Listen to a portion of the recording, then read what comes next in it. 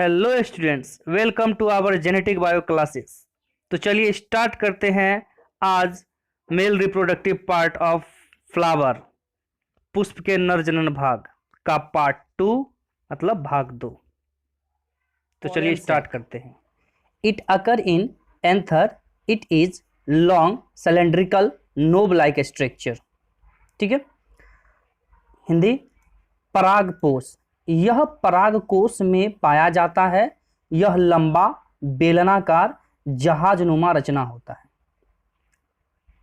जैसा कि मैंने पिछले वीडियो में बता रखा था कि जो पॉलन सेक होता है ना, वो लॉन्ग होता है, लंबा होता है। ठीक है, यूं ऐसे लंबा होता है।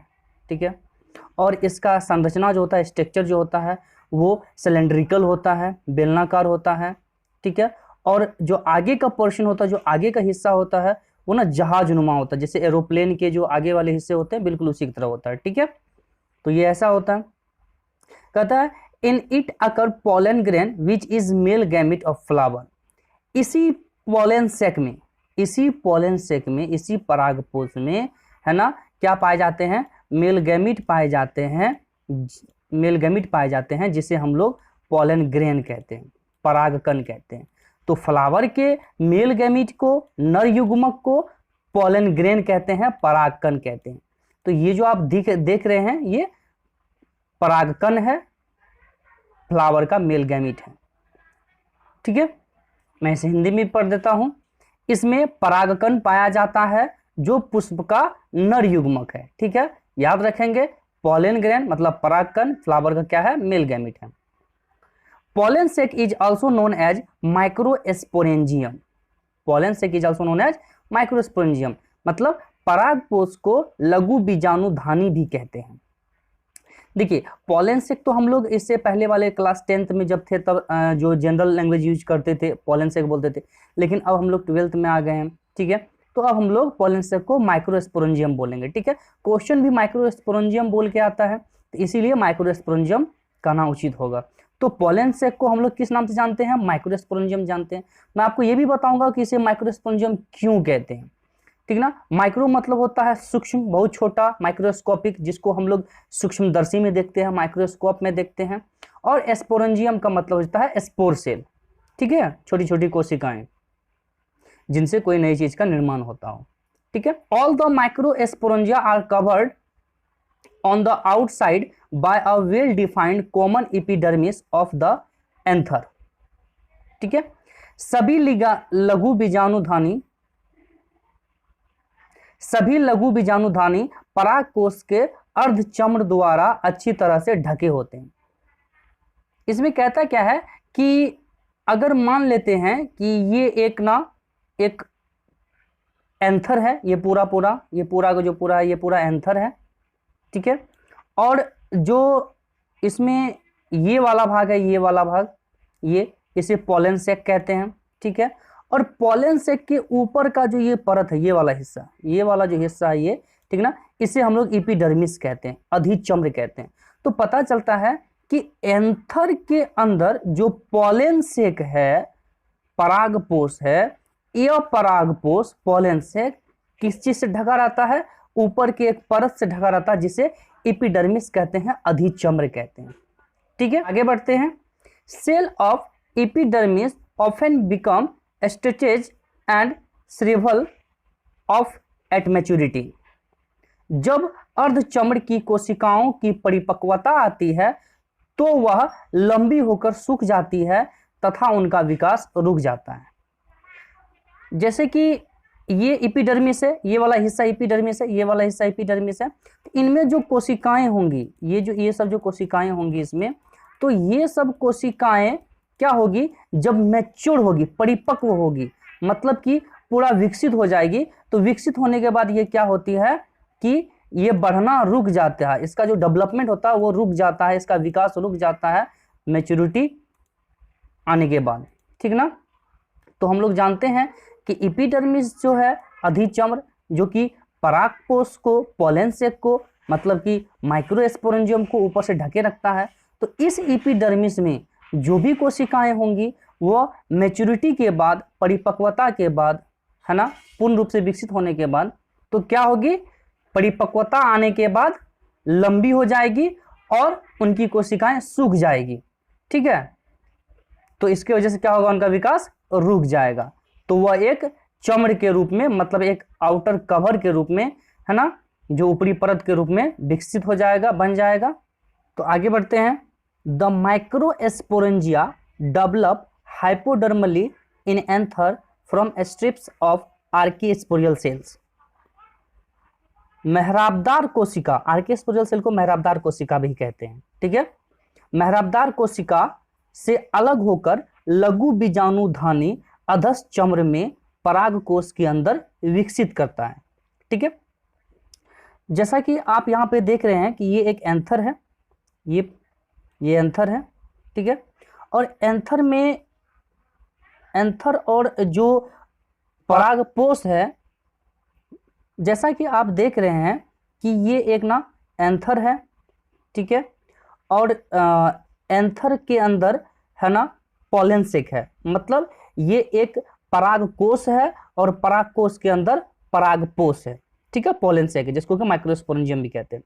तो परागपोष और परागकोश के बीच में ये थोड़ा सा लाइनिंग दिख रहा है, हमको जगह दिख रहा है, ठीक है। मतलब पॉलन सेक और एंथर के बीच में लाइनिंग दिख रहा है।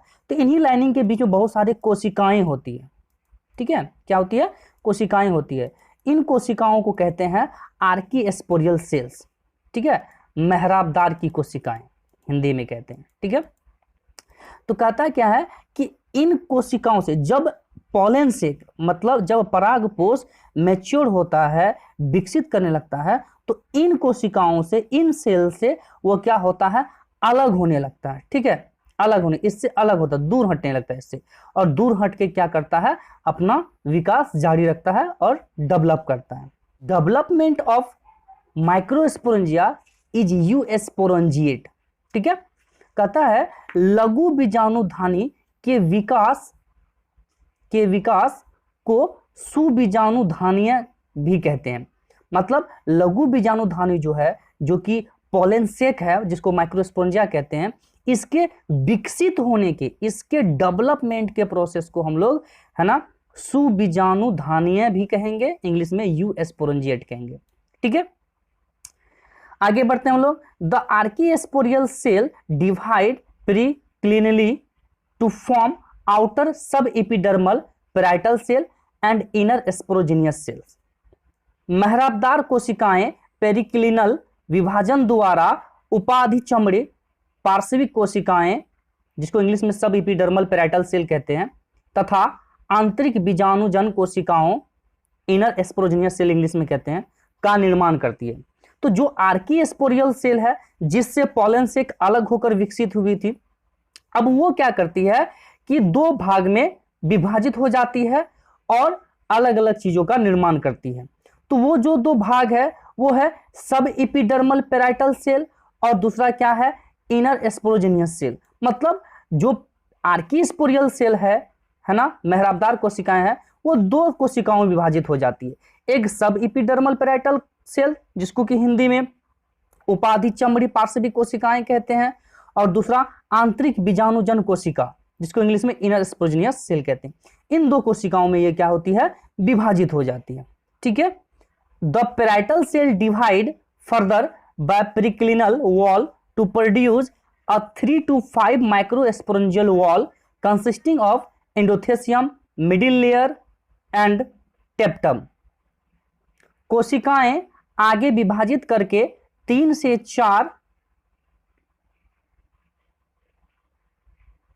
से 5 लघु बीजाणुधानी भित्ति का निर्माण करती है, जिसमें एंडोथेलियम, मध्य परत तथा टेप्टम होता है। कहता है कि जो आर्कीस्पोरियल सेल होता है ना, वो तो यूं लॉन्ग होता है, ये लंबा होता है, ठीक है, ये लंबा टाइप का होता है, ठीक है। और ये क्या होता है कि मैच्योर होने के बाद, परिपक्व होने के बाद, है ना, ये विभाजित करता है कैसा, पेरिक्लिनली, मतलब कि लॉन्ग, ऐसे लंबा लंबा डिवाइड करता है, ठीक है, ऐसे डिवाइड करता है, ठीक है। मतलब ये ऐसे और ऐसे, मतलब लंबा लंबा ही ये क्या करेगा, डिवाइड करेगा, ठीक है। तो इस प्रकार से ये डिवाइड करता है और विभाजित करते करते करते करते लगभग 3 से 5 परतों का निर्माण करता है, ठीक है, जिनमें आती है ना एंडोथेसियम, मध्य परत जिसको मिडिल लेयर कहते हैं, और टेप्टम। आगे हम लोग और पढ़ेंगे इसके परतों के बारे में, ठीक है। Microsporangium has 2 part. लघु बीजाणुधानी के 2 भाग होते हैं। जो पहला भाग होता है वो आउटर वॉल है ना, जिसको हिंदी में बाह्य भित्ति कहते हैं, और जो दूसरा होता है होमोजेनियस स्पोरोजेनियस टिश्यू, जिसको हिंदी में समरूपी बीजाणुजन उत्तक कहते हैं। समरूपी बीजाणुजन उत्तक कहते हैं, ठीक है। Outer wall protect the pollen grain from insect, dust and temperature. बाह्य भित्ति परागकण को कीड़ों, धूल तथा तापमान से बचाता है, ठीक है। जैसा कि आप देख रहे हैं कि ये एक एंथर है, ठीक है, एक परागकोश है, ठीक ना, और इसके अंदर क्या है, पॉलन सेक है, माइक्रोस्पोरेंजियम है, परागकोश हिंदी में कहते हैं, ठीक है। तो पॉलन सेक परागकोश का जो ऊपर का जो एक परत है, ऊपर का जो एक भित्ति है, जिसे हम लोग आउटर वॉल कहते हैं, बाह्य भित्ति कहते हैं, और जो अंदर के तरफ का भाग है उसे हम लोग होमोजीनियस स्पोरोजीनियस टिश्यू कहते हैं, हिंदी में समरूपी बीजाणुजन उत्तक कहते हैं, ठीक है।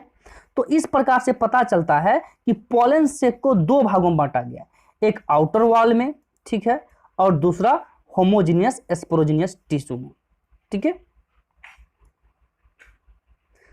जो बाह्य भित्ति होती है, जो बाहरी वॉल होता है, वह पॉलन सेक को है ना क्या चीज से बचाता है, तापमान से बचाता है, ठीक है, धूलकण से बचाता है, कीड़ों से भी बचाता है। There are 4 layer of microsporangium. लघु बीजाणुधानी के 4 परत होते हैं। पहला परत का नाम है एपिडर्मिस, दूसरा परत का नाम है एंडोथेसियम, तीसरा परत का नाम है मिडिल लेयर, और चौथा परत का नाम है टेप्टम, ठीक है। Outer 3 layer protect the new forming pollen grain. 3 परत नए बन रहे परागकण की रक्षा करता है। जैसा कि मैंने एक डायग्राम बना रखा है, ठीक है, ये ऊपर से सेक्शन इसका दिया हुआ है, तो इसमें जो मैंने परत बना रखे हैं वो पॉलन सेक के माइक्रोस्पोरेंजियम के परत हैं, ठीक है। आउटर वॉल का जो परत है वो है, तो जो सबसे ऊपर का परत है ना ये वाला, तो इसे हम लोग एपिडर्मिस कहते हैं। उसके बाद वाला जो है ये ग्रीन कलर का, इसको एंडोथेसियम कहेंगे, और जो ये रेड कलर का है ना उसको मिडिल लेयर, मध्य परत कहेंगे। और अंदर में ये 2 परत दिख रही है, एक ये वाली, ठीक है, और दूसरी ये वाली। तो ये वाली परत, ये दोनों परत को बेसिकली हम लोग टेप्टम ही कहते हैं, ठीक ना। टेप्टम 2 प्रकार के हो जाते हैं, वो आगे हम लोग बात करेंगे, लेकिन फिलहाल हम लोग जानते हैं ये टेप्टम कहलाता है, ठीक है। तो इस प्रकार से कितनी परत हो गई, एपिडर्मिस 1, एंडोथेसियम 2, मिडिल लेयर 3 और ये टेप्टम 4। इस प्रकार से 4 परत होती है। तो कहता है जो आउटर 3, जो बाहरी 3 परत होते हैं, आउटर 3 वॉल होते हैं, जैसे कि एपिडर्मिस, एंडोथेसियम है ना, मिडिल लेयर, ये सब क्या करता है, प्रोटेक्शन का काम करता है। मतलब ये जो आप देख रहे हैं ये पॉलन ग्रेन है, ठीक है, पॉलन ग्रेन है, नया जो पॉलन ग्रेन बन रहा है वो है। तो अभी इनको प्रोटेक्शन चाहिए, सुरक्षा चाहिए, तो इनको सुरक्षा कौन देगा, एपिडर्मिस देगा, ठीक है, एंडोथेसियम देगा और मिडिल लेयर भी देगा, ठीक है। तो नए बन रहे पॉलन ग्रेन को, परागकण को कौन कौन बचाता है, एपिडर्मिस, एंडोथेसियम और मिडिल लेयर मिलके बचाता है, ठीक है। The endothecial cell convert into fibrous thickening and become dead, so the endothelium is also called fibrous layer. Endothecium को रेसानुमा परत भी कहते हैं, क्योंकि एंडोथेसियम की कोशिकाएं मोटे रेशा में बदल जाती है और मर जाती है। क्या कहता है कि जो एंडोथेसियम जो है, मतलब कि जो पॉलन ग्रेन का जो एक परत था एंडोथेसियम, उसकी कोशिकाएं, जिसको कि हम लोग एंडोथिकल सेल कहते हैं, हिंदी में एंडोथेसियम की कोशिकाएं कहते हैं, ये कोशिकाएं सबसे पहले लंबी हो जाती है, मोटी हो जाती है, रेसानुमा रचना बना लेती है, और उसके बाद ये मर जाती है, कोशिका डेथ कर जाती है। चूंकि इसका रचना एक रेसानुमा है, तो इसी वजह से इसे हम फाइब्रियस लेयर, हिंदी में रेसानुमा परत भी कहते हैं, ठीक है। The cell of middle layer provide nutrition to the microspore, है ना। मध्य परत की कोशिकाएं लघु बीजाणु को पोषण प्रदान करती है। There are two types of tapetum. Tapetum दो प्रकार के होते हैं, एमोबॉइड टेप्टम, सेक्रेटरी टेप्टम। जो पहला है वो एमोबॉइड टेप्टम है, उसको हिंदी में एमोबॉइड टेप्टम ही कहते हैं, और दूसरा सेक्रेटरी टेप्टम है, जिसको हिंदी में सेक्रेटरी टेप्टम ही कहते हैं। ठीक है। Amoeboid tapetum, the tapetal cell of amoeboid tapetum fuse together and forms a passage way called periplasmodium. Amoeboid tapetum, tapetum की टेप्टल कोशिकाएं आपस में जुड़कर एक रास्ता बनाती है जिसे पेरिप्लाज्मोडियम कहते हैं। Through the periplasmodium nutrition is passes to the sporogenous cell. Periplasmodium से होकर पोषक पदार्थ बीजाणु कोशिकाओं तक जाती है। Secretory tapetum, the cell of secretory tapetum pass out the substance over the sporogenous cell for their growth and differentiation. Secretory tapetum की कोशिकाएं पोषक पदार्थ को बीजाणु कोशिकाओं तक पहुंचाती है, जिससे बीजाणु कोशिका में वृद्धि होती है और उनका विकास होता है। इसको मैं फिगर के द्वारा बता देता हूं, ठीक ना। तो जो मिडिल लेयर है, मिडिल लेयर मध्य परत है, ठीक ना। तो मध्य परत की जो कोशिकाएं होंगी, है ना, इनमें जो कोशिकाएं होंगी, ठीक है, तो ये कोशिकाएं इस अंदर बन रहे परागकण पॉलन ग्रेन को पोषण प्रदान करेगी। ठीक है, कैसे करेगी? तो मिडिल लेयर मध्य परत की जो सेल्स हैं, जो कोशिकाएं हैं, वो क्या करती है, न्यूट्रिशन को स्टोर कर लेती है अपने अंदर, और इस न्यूट्रिशन को, है ना, नए बन रहे पॉलन ग्रेन मतलब परागकण को भेजती है। ठीक है, तो कैसे भेजती है? आगे में तो टेप्टम है, एक परत, एक लेयर टेप्टम है। ठीक है, चूंकि हम लोगों ने जाना कि टेप्टम दो प्रकार के होते हैं। ये जो एक पहला वाला टेप्टम है, इसको एमोबॉइड टेप्टम कहते हैं, और दूसरी वाली जो परत है, इसको सेक्रेटरी टेप्टम कहते हैं। ठीक है, तो इस प्रकार से टेप्टम की दो परत हो गई, एक एमोबॉइड टेप्टम और दूसरा सेक्रेटरी टेप्टम। ठीक ना। तो जो एमोबॉइड टेप्टम की कोशिकाएं होंगी, जो सेल होंगी, वो सेल क्या करती है, आपस में जुड़ कर क्या करती है, एक रास्ता बना लेती है। ठीक ना, याद रखेंगे, एमोबॉइड टेप्टम की कोशिकाएं क्या करती है, आपस में जुड़ कर एक रास्ता बना लेती है। इस तरह से एक रास्ता बना लेती है यहाँ पे, ठीक ना, यहाँ पे एक रास्ता बना लेती है। ठीक है, इस तरह से बहुत सारे रास्ते बना लेते हैं। इस रास्ते को हम लोग कहते हैं पेरिप्लाज्मोडियम। इस रास्ते को हम लोग क्या कहते हैं, पेरिप्लाज्मोडियम। तो याद रखेंगे, एमोबॉइड टेप्टम की कोशिकाएं आपस में जुड़ कर, एमोबॉइड टेप्टम की सेल्स आपस में जुड़ कर, है ना, एक रास्ता बना लेती है, जिसे हम लोग क्या कहते हैं, पेरिप्लाज्मोडियम कहते हैं। ठीक है, एमोबॉइड टेप्टम के अंदर टेप्टल सेल पाए जाते हैं, जो आपस में जुड़ कर पेरिप्लाज्मोडियम नामक एक पासेज वे बना लेती है। और इन्हीं पासेज वे, इन्हीं रास्तों के जरिए ये जो मिडिल लेयर के जो सेल्स हैं, वो न्यूट्रिशन को, पोषक पदार्थ को भेजती है सेक्रेटरी टेप्टम में।